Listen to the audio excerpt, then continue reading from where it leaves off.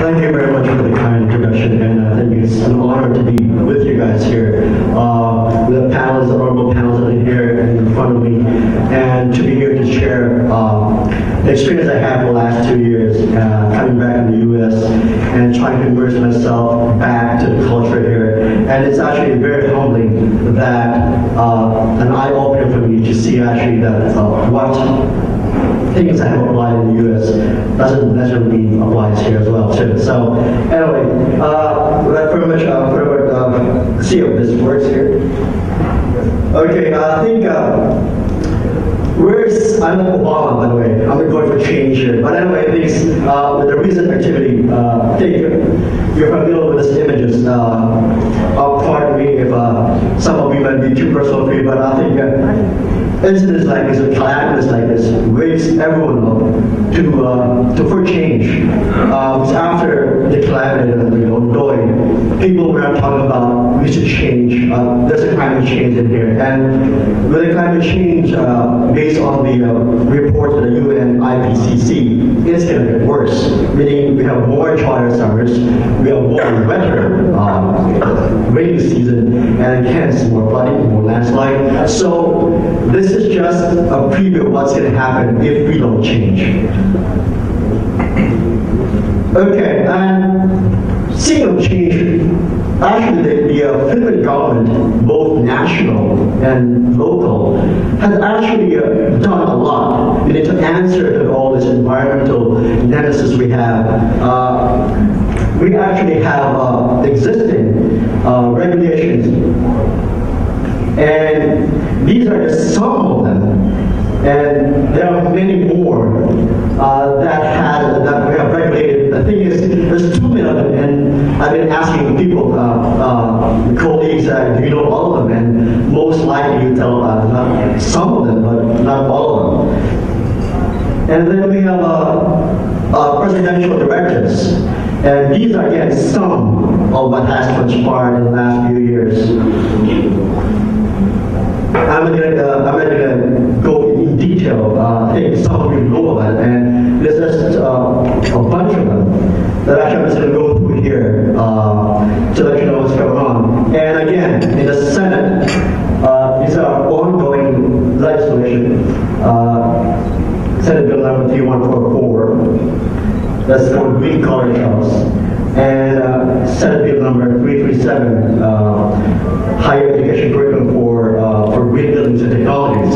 So we are trying to answer this now as we move forward. And again, in the comments, like Honorable Bonda was in here was earlier about Resolution 704. Actually, I've been optimistic that I thought it was passed, but it wasn't. And it has been passed yet. But again, these are going on right now, and all of this, which has been discussed earlier or mentioned earlier, and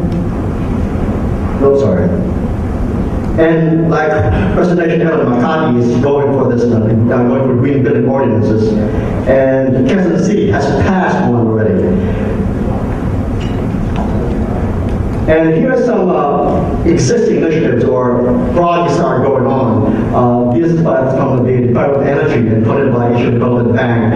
And one of the components of this project is for green building rating standard. And again, there's the Kansas City passing the legislation now is trying to actually create a program for energy efficiency in public buildings and also the private sector. And this is also in partnership with the Green Building Council. This is University of Austria. They're called the Center for Appropriate Technology. It is funded by EU the ultimate goal is actually to have to target 500 small and medium enterprise resorts throughout the Philippines. So a lot of these are going on, and the thing is now it's actually, okay, how do we deal with this? Because they're everywhere.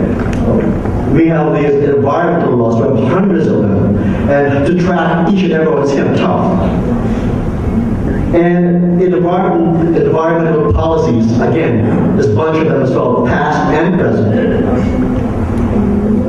And the initiatives I just mentioned to you that has been is going on now and past initiatives sort of what we have learned from them. So how do we go about having this how to develop a policy, I guess, for the policymakers here in India, and also for us, the Philippine Building Council, in terms of how we go about helping them out. So I guess we need to take a look at all of these and maybe try to integrate them, maybe to make it as one, or try to make it as one.